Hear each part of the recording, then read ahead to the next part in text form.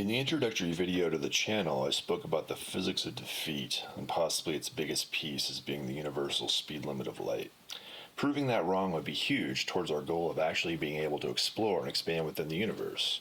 To see why this speed limit could be wrong, we need to look at the origins of it and relativity theory itself.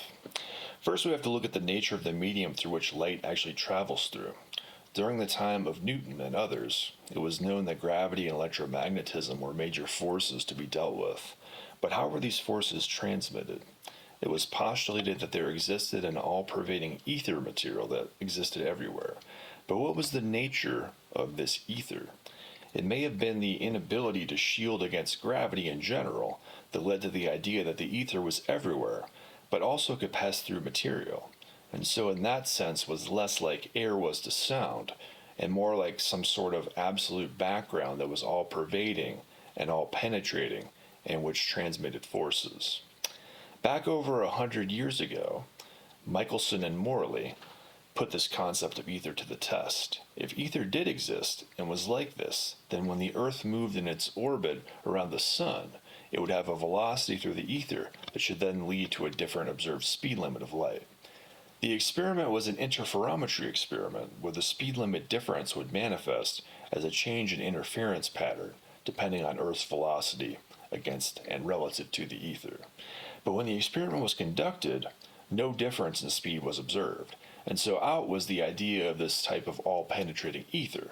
However, so determined to maintain the ether hypothesis were some that they actually predicted that matter changed its length in such a way as to exactly cancel the light speed difference and thus account for the null result.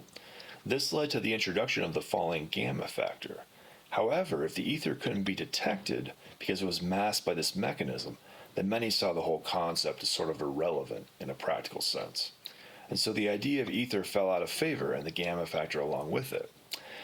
But interestingly, this exact gamma factor would then be retrieved by special relativity, though through a different derivation.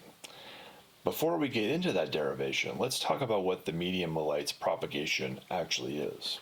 This medium, though not being all penetrating in general, as is clear by the fact that most objects are not transparent, is in fact essentially everywhere and is the background electromagnetic field of reality.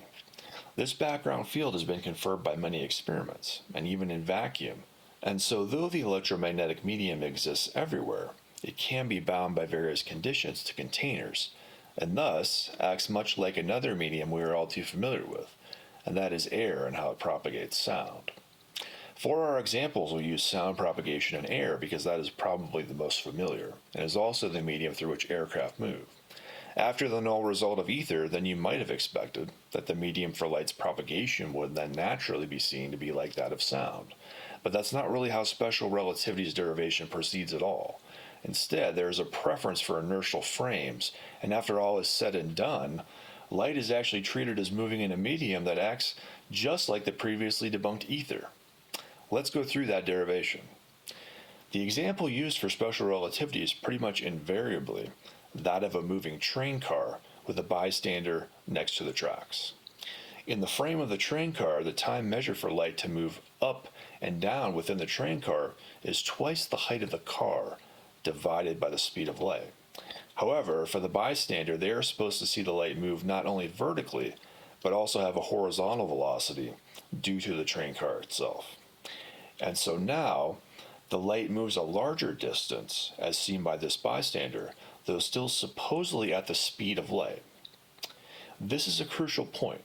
We're saying that the distance that the light travels is increased by the train car, but we are not allowing the train car's speed to be added to the speed of light. This is because special relativity postulates that light speed is constant in inertial frames, whereas in analogy with sound, we would say conversely, instead that the speed of propagation is a constant in the medium itself, with no real preference for any particular reference frame.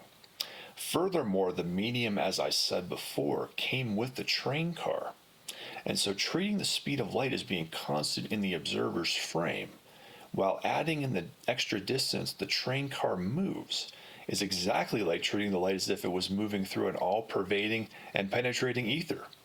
It's no wonder, then, that the gamma factor reappears in special relativity exactly as it did when ether supporters tried to save their theory. This is an unfortunate result, as the gamma factor then makes its way into nearly all quantities of interest in special relativity. The reason for this is that the proper time on the train in this case, is what's used for calculating quantities. And so taking, for example, the space-time 4 position and then differentiating with respect to proper time by the chain rule of differentiation includes the gamma factor in the final result for the 4 velocity.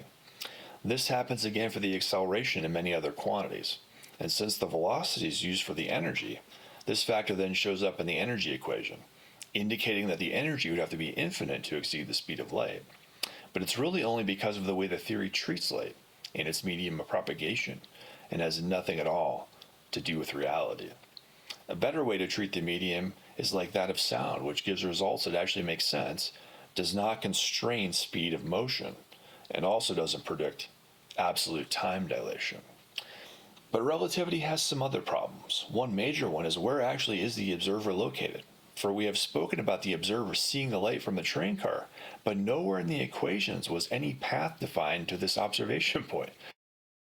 Thus, in general, though this theory is billed as relative, it is actually utterly absolute in its conclusions, offering up only one description for relative results, and saying they are in fact not merely a perception, but truly describe space and time differences that people would observe. This then, in addition to the theory's speed limit, leads to the idea that time dilation and aging would actually occur rather than merely being a matter of perception. This is a huge realization. Point blank, I believe that relativity theory is based on wrong assumptions about the medium that light travels through, lacks an actual observation point to make the theory truly relative, and extends its wrong results in an absolute fashion as a description for how reality actually works. It's actually quite unbelievable.